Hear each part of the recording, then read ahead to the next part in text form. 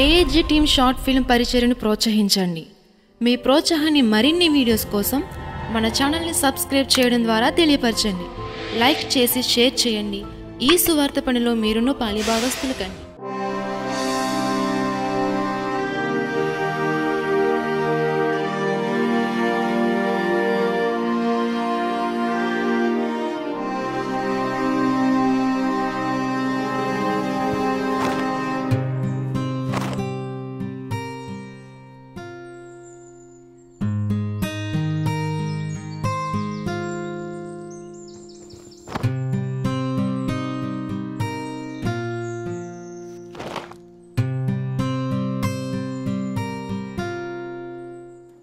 ఏంటి అలిగడే అనిపించట్లేదు?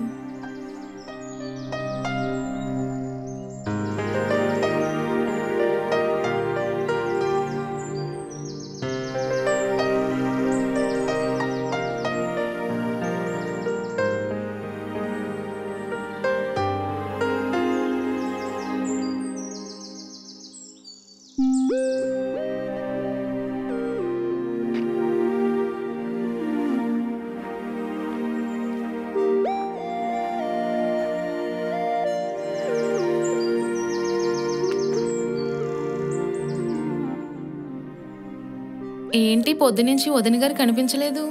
వదినా, ఎవరు పలకట్లేదేంటి? తలుపులు తీసే ఉన్నాయి. వదినా, వదినా,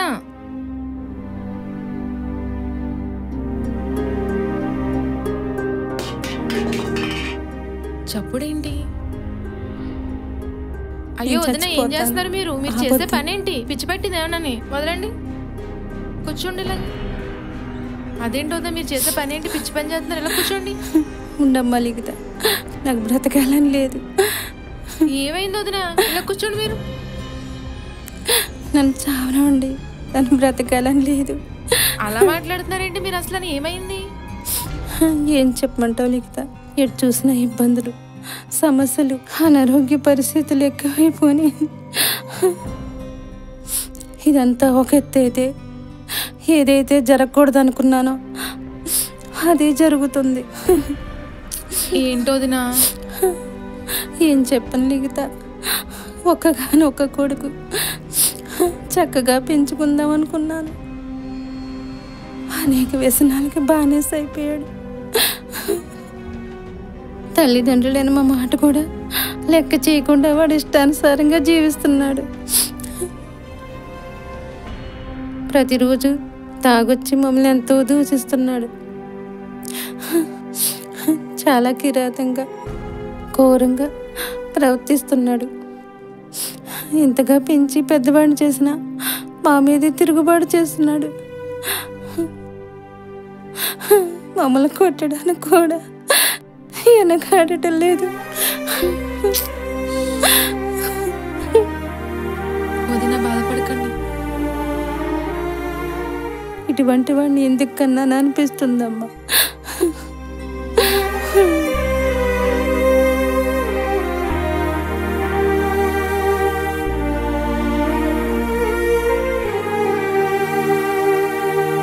వాడు చేసే పనులకి వాడిని చంపలేక నేనే చచ్చిపోవాలనుకున్నానమ్మా. అయ్యో మాటలు నా అలా మాట్లాడుతుంది. ఎటు చూసినా నెమ్మది లేదు, నా బ్రతుకు సుఖమే లేదు. ఎటు చూసినా కష్టాలే. ఇంకెందుకు నేను బ్రతకాలి, అందుకే చచ్చిపోవాలనుకుంటున్నాను. వదినా, నీకు చెప్పేటంత దాని కాదు గాని ఒక మాట చెప్తాను వదినా. పరిస్థితులు బాగోలేదని, ఇబ్బందులు సమస్యలు ఉన్నాయని, కొడుకులు సరిగ్గా లేరని, జాబులు రావట్లేదని, పెళ్ళిళ్ళు కావట్లేదని ఇలా చాలామంది ఆత్మహత్యలు చేసుకుని దేవుడిచ్చిన జీవితాన్ని నాశనం చేసుకుంటున్నారు వదినా.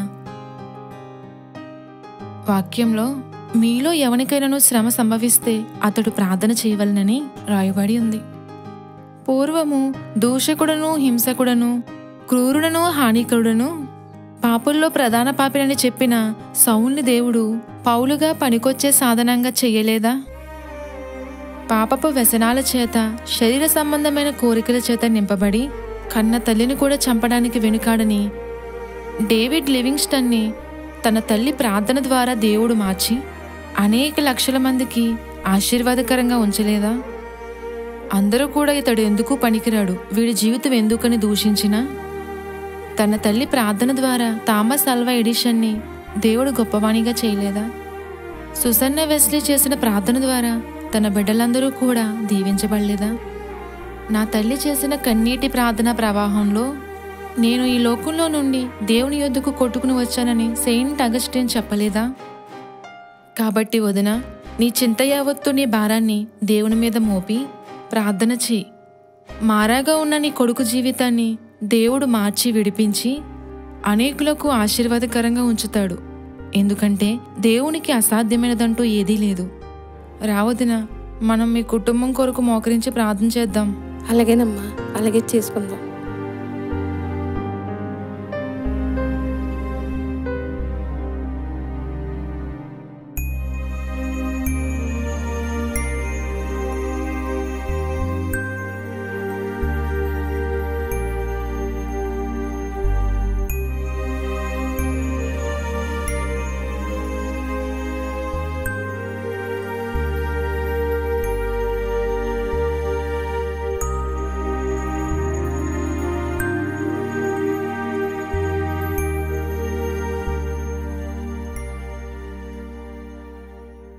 మన ప్రభువు గొప్పవాడు, ఆయన అధిక శక్తి గలవాడు, ఆయన జ్ఞానమునకు మితి లేదు. ఆయన తన అధిక బలము చేతను చాచిన బాహువు చేతను భూమి ఆకాశములను సృజించినవాడు. ఆయనకు అసాధ్యమైనదంటూ ఏదీ లేదు. అవునా అమ్మా? దేవుడు ఏదైనా చేయగలరా? అవునమ్మా. నేను ఇంకా మంచిగా చదువుకోవడానికి నాకు జ్ఞానం కావాలి. దేవుడు నాకు ఇస్తారమ్మా? దేవుణ్ణి జ్ఞానం ఇస్తాడు, కానీ నువ్వు కూడా కొంచెం ప్రయత్నం చేయాలి, చదువులో కష్టపడాలి. యాకోబు పత్రిక 1వ అధ్యాయం 5వ వచనం తీసి ఒకసారి చదువు.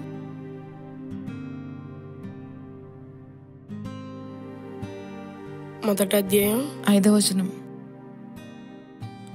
మీలో ఎవనికైనాను జ్ఞానము కొదువుగా ఉన్న ఎడల అతడు దేవుణ్ణి అడగవలెను, అప్పుడది అతనికి అనుగ్రహింపబడను.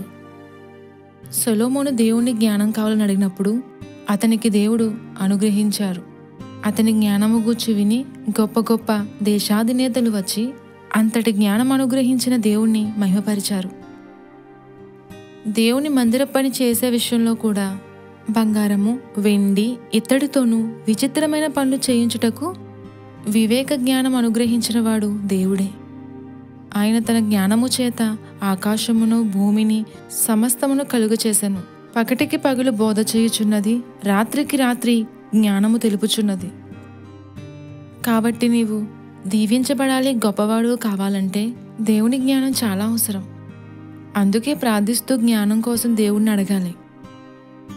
సరేనమ్మా, నేను ఎప్పుడూ జ్ఞానం కొరకు ప్రార్థన చేసుకోలేదు, దేవుణ్ణి అడగలేదు. ఇక నుంచి జ్ఞానం కోసం ప్రార్థన చేసుకుంటానమ్మా.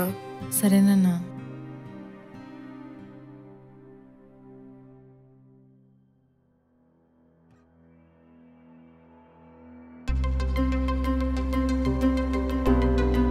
రే ఆగు, రాత్రంతా ఇంటికి రాలేదు, ఎక్కడికి వెళ్ళావు? నేను ఎక్కడికి వెళ్తున్నాను, ఏం చేస్తున్నాను అని చెప్పి చెయ్యాలేంటి? మందు సిగరెట్ కాకుండా ఈ మధ్యలో డ్రగ్స్ కూడా మొదలెట్టావా? ఓహో, ఇది కూడా తెలిసిపోయిందా? అన్నీ తెలిసి కూడా తెలియనట్టు అడుగుతున్నావా? ఎందుకురా వ్యసనాల చేత జీవితం నాశనం చేసుకుంటున్నావు? నా మాట అనరా, అన్నీ వదిలేరా. అయినా నేను మంచి పని చేసినప్పుడు ఇంత స్పీడ్గా తెలియదు, కానీ నేను చెడ్డ పని చేస్తే మాత్రం వెంటనే తెలిసిపోద్దే. లైఫ్ అనేది ఎంజాయ్ చేయాలి, కానీ నీకులాగా చేతకాని దద్దమ్మలా కూర్చోకూడదు. నా లైఫ్ నా ఇష్టం, నేను ఎంజాయ్ చేస్తాను. ఇంకోసారి అడిగా ఇంకో ఇంటికే రాను. అరే ఏం మాట్లాడుతున్నావు, అర్థమవుతుందా? నాకు అర్థమవుతుంది, నీకే అర్థం కావట్లేదు. డబ్బులు కావాలి, అలాగే ఇప్పుడు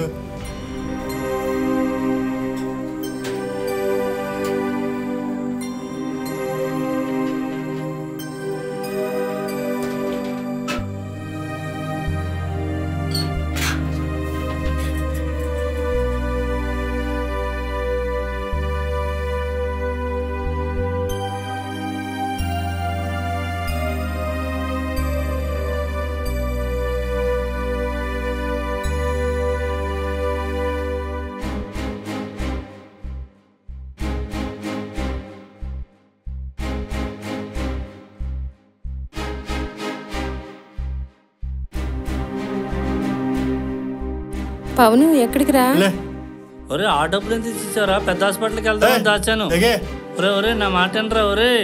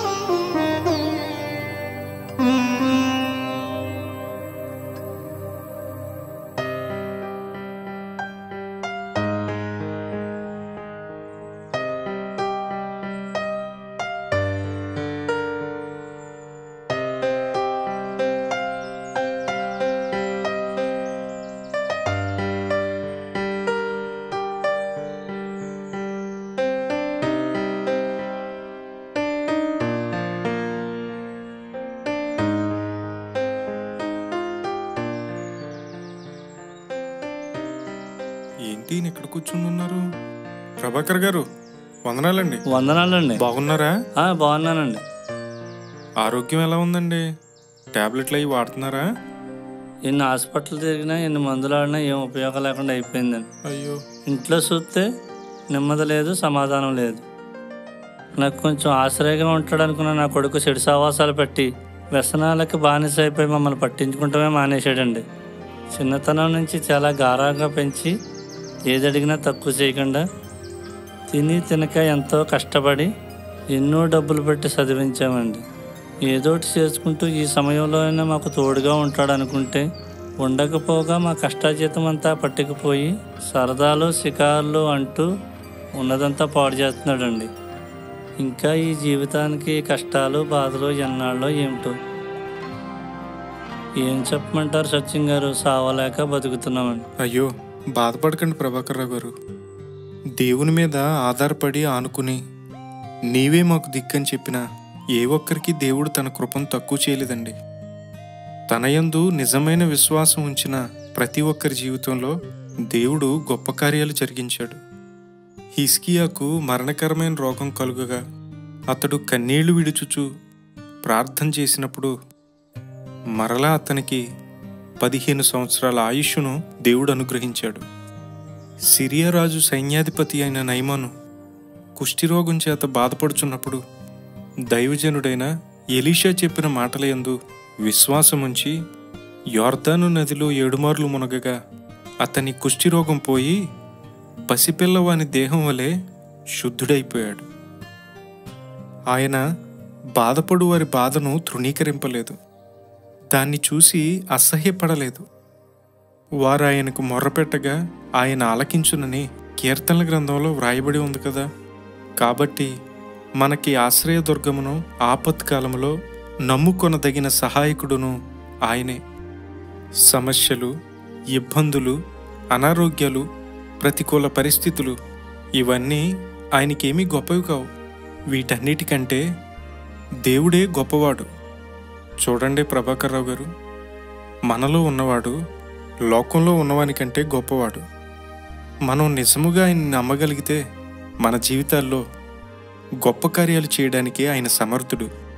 ఎందుకంటే దేవునికి అసాధ్యమైనది ఏదీ లేదు, ఆయనకి సమస్తము సాధ్యమేనండి. నిజమేనండి సత్యం గారు, మన దేవుడికి అసాధ్యమైనది ఏదీ లేదు. మాలో విశ్వాసం తగ్గి కొంచెం బాధపడుతున్నాం. నిజమేనండి, ఈ మధ్యన చర్చకు కూడా మీరు సరిగా రావడం లేదు. దేవుని మీద విశ్వాసం ఉంచి ప్రార్థన చేసుకోండి. దేవునికి సమస్తం సాధ్యం. ఆయన ఖచ్చితంగా గొప్ప అద్భుత కార్యాన్ని జరిగిస్తాడు. మీరు చెప్పిన మాటల బట్టి నాకు చాలా ఆదరణ, ధైర్యం కలుగుతుందండి.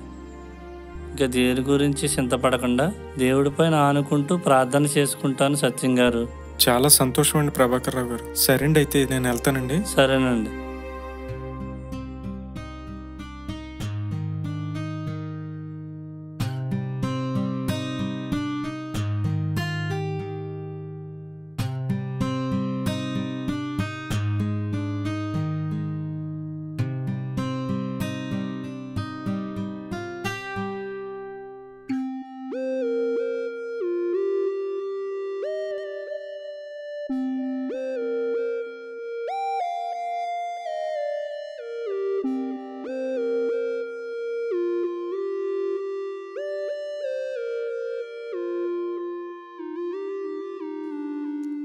అమ్మా ఉమ్, దేవుడు ఏదన్నా చేయగలరు అన్నావు కదమ్మా. మన ఇంటి పక్కన పవన్ అన్నయ్య వ్యసనాలకు బానిసయ్యి మాట ఇంటలేదని, ఇంట్లో ఉండలేదని అంకుల్ చాలా బాధపడుతున్నారమ్మా. అన్నయ్యను కూడా దేవుడు మార్చగలరమ్మా. మారుస్తానన్నా. దేవునికి అసాధ్యమైనదంటూ ఏదీ లేదు. దేవుడు ఖచ్చితంగా మారుస్తాడు. దేవుడు ఎంతో మంది త్రాగుబోతుల్ని, దొంగల్ని, హంతకుల్ని మార్చాడు. యేసుక్రీస్తు ఈ లోకానికి వచ్చింది పాపంలో ఉన్నవారిని పాపం నుంచి విడిపించడానికి, నశించిపోచున్న వారిని వెతికి రక్షించడానికి, చీకట్లో ఉన్నవారిని వెలుగులోనికి, పాపంలో ఉన్నవారిని పరిశుద్ధుల్లోకి నడిపించడానికి యేసుక్రీస్తు వచ్చారు. ఒకప్పుడు పాపం చేస్తూ దేవునికి వ్యతిరేకంగా జీవించిన అనేకులు ఇప్పుడు మారు మనసు పొంది బైబిల్ పట్టుకుని గొప్ప సేవ చేస్తున్నారు. ఎంతో మంది దొంగల్ని, వ్యభిచారుల్ని, వ్యసనాల చేత బంధించబడిన వారిని ఆయన విడిపించి రక్షించారు. అలాగే పవనన్నను కూడా దేవుడు మారుస్తాడు. నేను ప్రార్థన చేస్తున్నాను, నువ్వు కూడా ప్రార్థన చేయి. దేవుడు ఖచ్చితంగా మారుస్తాడు. సరేనా?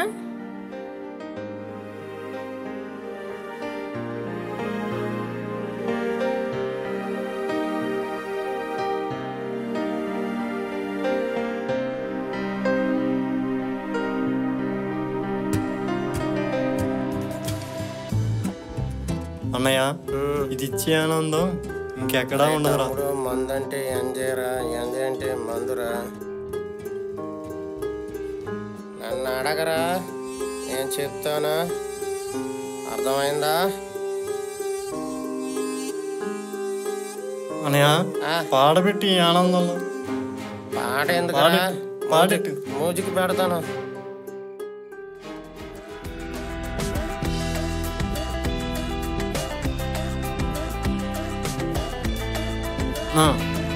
రా నా రా అన్నా,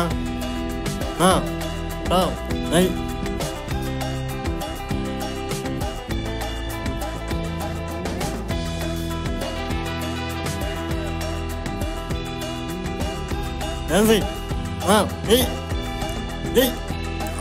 ఈయన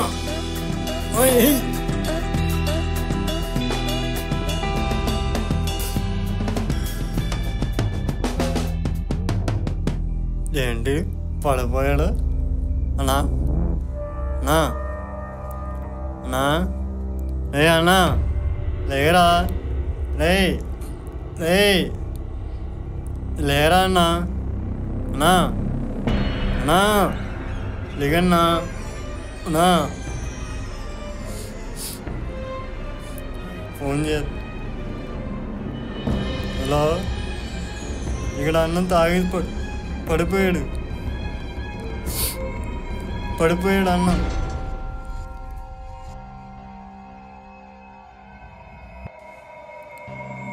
లే లే లే అనయ్య, లే లే అనయ్య, ఎవరు అనయ్య, అనయ్య లే లే లేరా, లేయా దగ్గరనయ్యా, అనయ్య అనయ్య చూడరా పడిపోయాడు అన్నయ్య, అన్నయ్య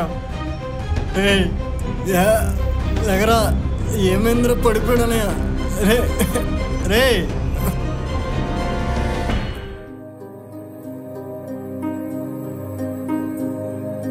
అరే పట్టుకోరా.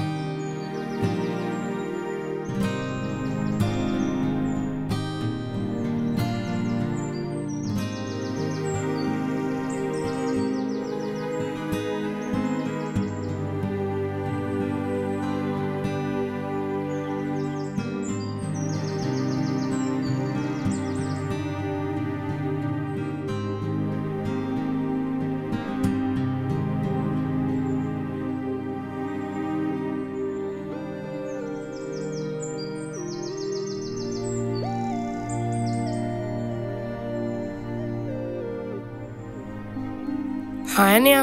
హాయ్ అనుషు. బాగున్నావు అన్నయ్య? బాగున్నాను. నువ్వు బాగున్నావా? బాగున్నాను అన్నయ్య.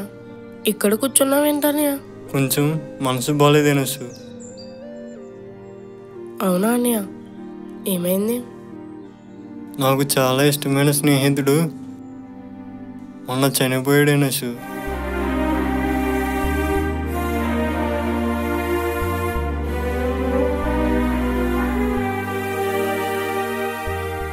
అవునా అన్నయ్య, మా స్కూల్లో ఫ్రెండ్స్ కూడా చెప్పుకుంటున్నారు ముందు తాగుతూ చనిపోయాడంట కదా.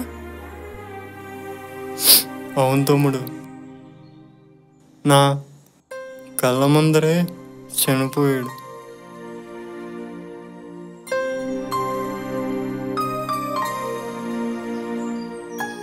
మేమిద్దరం ఎప్పుడూ కలిసి ఉండేవాళ్ళం, కలిసే తిరిగేవాళ్ళం. నాకు ప్రతిదీని వాడితోటే, నేను ఇంట్లో ఉండేదానికన్నా వాడితోనే ఎక్కువ ఉండేవాడిని.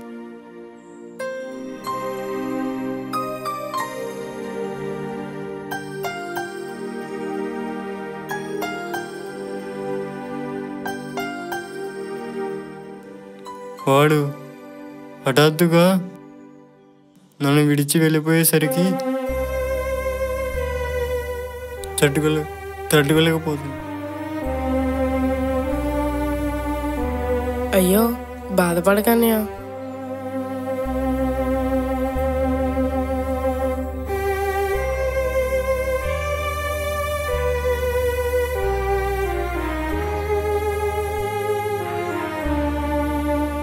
బాధపడకన్నయ్య, నీ స్నేహితుడు లేడని, చనిపోయాడని చాలా బాధపడుతున్నావు.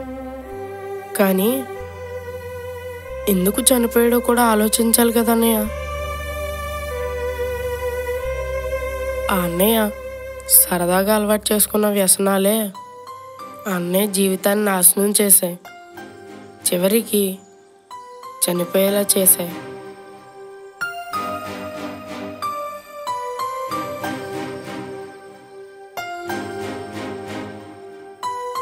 మీలాగే అనేక మంది దేవుని చిత్తాన్ని తెలుసుకోకుండా దేవుని మాటల పక్కన పెట్టి పాపపు వ్యసనాలతో జీవితాన్ని పాడు చేసుకుంటున్నారు. త్రాగుబోతులు దరిద్రులవుతారని, త్రాగుబోతులు దేవుని రాజ్యానికి వారసులు కారని వాక్యం చెప్తుంది. బ్రెజిల్ అనే దేశానికి నవీజ్ అనే ఒక ఆయన రాష్ట్రపతిగా పోటీ చేశారు. నాకు 5 లక్షల ఓట్లు వస్తే నేను రాష్ట్రపతిగా కాకుండా ఆ దేవుడు కూడా ఆపలేడన్నారు. అతనికి 5,20,000 ఓట్లు వచ్చాయి. అతనే రాష్ట్రపతి అని డిక్లేర్ చేశారు. ఆ రాత్రి రేపు 10 గంటలకి ఆయన రాష్ట్రపతిగా పదవి బాధ్యతలను తీసుకోవాలి. కానీ 9:45 గుండెపోటు వచ్చి చనిపోయారట. అలాగే థామస్ ఆండ్రూ అనే ఒక ఆయన 1910వ సంవత్సరంలో కెనడాలో మింట్రియల్ అనే ప్రాంతంలో సముద్ర తీరాన్న ఒక ఓడ ఎక్కి జెండా ఊపుతూ ఇలా అన్నాడంట, ప్రపంచంలో ఇంత పెద్ద ఓడ ఎవ్వరూ కట్టలేదు, దేవునికి కూడా సాధ్యం కాదు దీన్ని ముంచేయడం అన్నాడు. 3 రోజుల తర్వాత ఏప్రిల్ 14వ తారీఖున ఒక ఐస్ కొండను ఢీకొని ఆ ఓడ 2 కింద చీలిపోయింది. కొన్ని సంవత్సరాల వరకు ఆ ఓడ ఎక్కడ మునిగిందో ఎవరికీ తెలియలేదు. ఆ ఓడ పేరే టైటానిక్. 1512 మంది ఆ ఒక్క రాత్రి చనిపోయారు.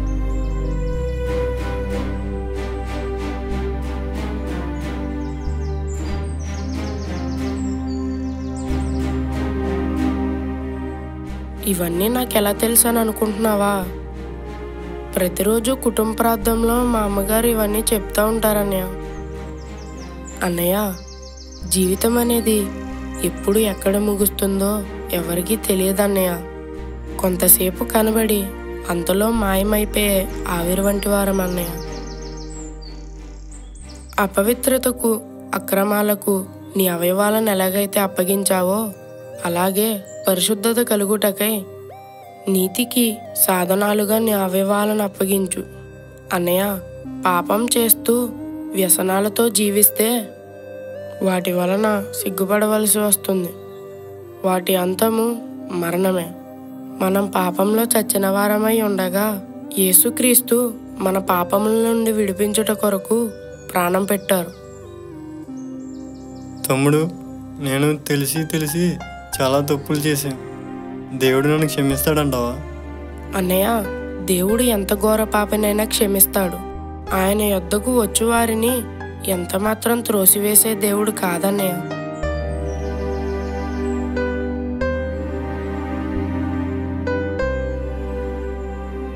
అన్నయ్య, ప్లీజ్ అన్నయ్య, నీకున్న వ్యసనాలన్నీ వదిలే అన్నయ్య.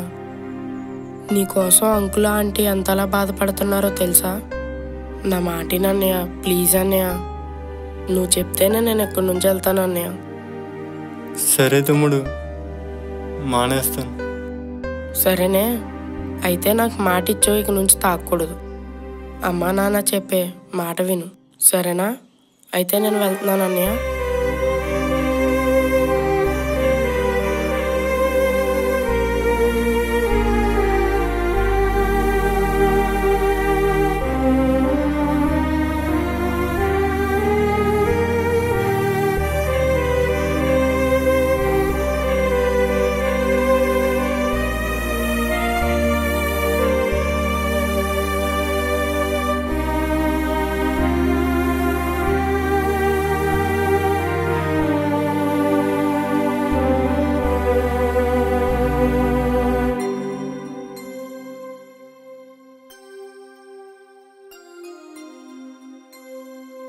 లిఖితా, అమ్మా లిఖితా, వదిన గారు ఏం చేస్తున్నారమ్మా? పనులన్నీ అయిపోయినాయా?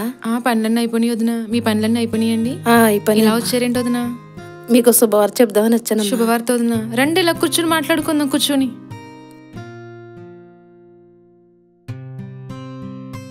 శుభవార్త ఏంటి వదిన? ఎంతైనా మన దేవుడు గొప్ప దేవుడమ్మా. నిజంగా నమ్మితే దేవుడు ఖచ్చితంగా కార్యాలు చేస్తాడు. అవును వదిన. ఈరోజు నేను మీ అన్నయ్య హాస్పిటల్కి వెళ్ళామమ్మా. డాక్టర్ గారు సెట్ అవ్వకపోతే ఆపరేషన్ పడవలసి వస్తుందేమోనని స్కానింగ్లన్నీ తీయించారమ్మా. అవునా వదిన? రిపోర్ట్స్ అన్నీ వచ్చేసినాయండి. ఏమన్నారు డాక్టర్ గారు? ప్రాబ్లం ఏం లేదంటమ్మా. రిపోర్ట్లన్నీ నార్మల్గానే వచ్చినాయి. ఇక నుంచి టాబ్లెట్లు కూడా ఏది అవసరం లేదంటమ్మా. అవునా వదిన? చాలా మంచి మాట చెప్పారు. చాలా చాలా సంతోషంగా ఉందండి. అంతేకాదు, మా పవనాల ఫ్రెండ్ చనిపోయిన కాడ నుంచి చాలా దిగాలుగా ఉంటున్నాడు. తిండి కూడా తింటలేదు. చాలా భయం వేస్తుంది. రాత్రులు కూడా సరిగ్గా నిద్రపోవటం లేదు.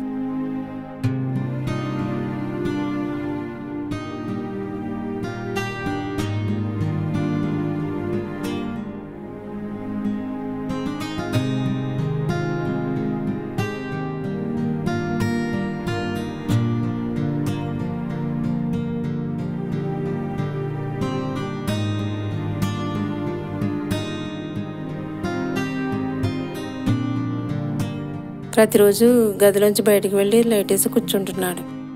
గదిలోంచి నేను ఎంత పిలిచినా నువ్వు పడుకోమ్మా, నేను పడుకుంటానులే అంటున్నాడు. ఏంటా అని రాత్రి బయటికి వెళ్ళి చూసేసరికి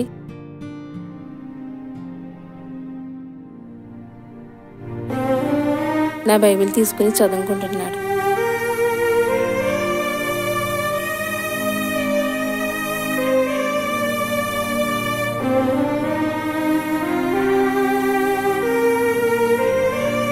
ప్రతిరోజు తాగొచ్చి ఎల్లమడతలా ఉండే నా కొడుకు ఒకసారి బైబిల్ తీసి చదువుకుంటుంటే చాలా ఆశ్చర్యం అనిపించిందమ్మా.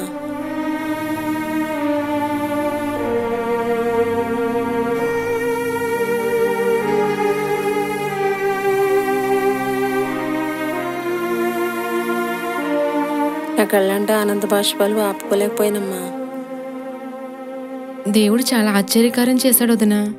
ఆయన ఆశ్చర్యకార్యం చేస్తాడని నాకు నమ్మకం ఉంది, కానీ ఇంత త్వరగా చేస్తాడని అనుకోలేదు వదిన. అందుకే అడుగు వాటికంటేను ఊహించు వాటికంటేను అత్యధికంగా కార్యం చేసేవాడు మన దేవుడు. ఎనోష్ కూడా నాతో చెప్పాడు వదిన.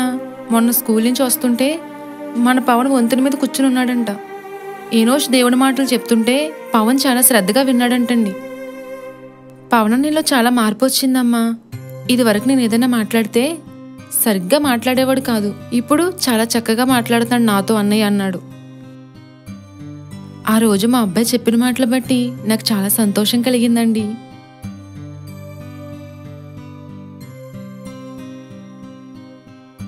లిఖిత, నువ్వు చేసిన మేలు నేను ఎప్పటికీ మర్చిపోనమ్మా. మా కుటుంబం పరిస్థితులు బట్టి చనిపోవాలనుకున్నాను. ఆ రోజు నువ్వు వచ్చి ఆపకపోతే నేను చచ్చిపోతున్నమ్మా.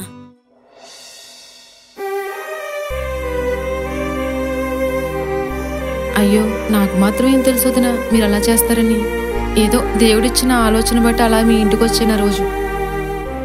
ఆ రోజు దేవుడు నిన్ను నడిపించకపోతే మా కుటుంబంలో ఈ మార్పు స్వస్థత చూసి ఇంత ఆనందం కలుగుండేది కాదు కదా.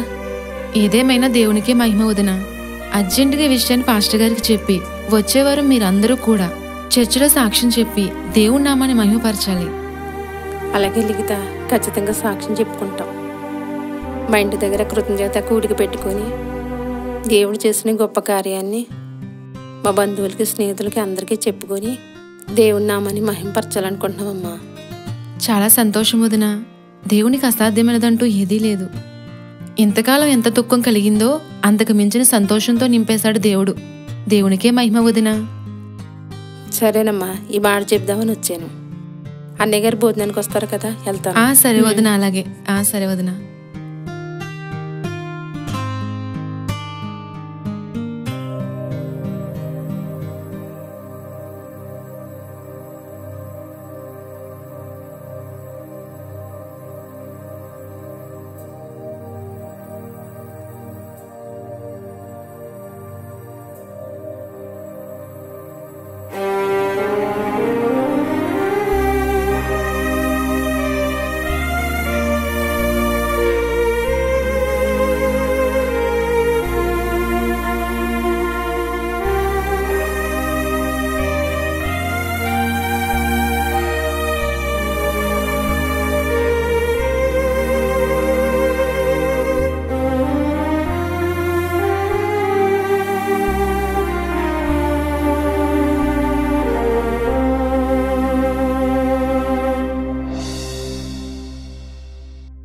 విశ్వ సామ్రాట్టైన దేవుని శక్తి సామర్థ్యాల్ని అర్థం చేసుకోవటము దేవదూతల కంటే తక్కువ చేయబడిన మనిషికి అంతంత మాత్రమే. సృష్టిని చూసినప్పుడు, లోకం గూర్చి ఆలోచించినప్పుడు దేవుని పరాక్రమ శక్తిని గూర్చి అవగాహన మనలో ప్రారంభమవుతుంది. నిండు పండు వయస్సులో అబ్రహాము శారాలకు పిల్లలను ఇస్తానని మాట ఇచ్చి ఆశ చూపిన దేవుడు మృతతుల్యమైన శరీరానికి సామర్థ్యాన్ని ఇచ్చి నవ్వుల పుత్రుని ప్రసాదించాడు. శాస్త్రానికి, లోకానికి ఎప్పటికీ సాధ్యము కాని ఆ మహా ఉపకారాన్ని చేయటంలో ఆయనకు ఆయనే సాటి. లోకమే ప్రాపకమని, ధనమే దేవుడని విర్రవీగుతున్న జీవితాలను మార్చటము శిష్యులకు ప్రశ్నార్థకంగా మారితే, పాపిని పరిశుద్ధపరిచి సమాజ శ్రేయస్సు కోసం ప్రతి జీవితాలను మార్చటం దేవునికి సాధ్యమే అని నేటి సమాజము కళ్ళారా చూస్తుంది. ఇశ్రాయేలీయుల బ్రతుకులు దీనస్థితిని చూసి, రోదిస్తున్న యిర్మియాను చూసి, నేను సర్వశక్తి గల దేవుడను, నాకు అసాధ్యమైనది కలదా అని వారిని వెలిగించిన దేవుడు నిన్ను వెలిగిస్తాడు.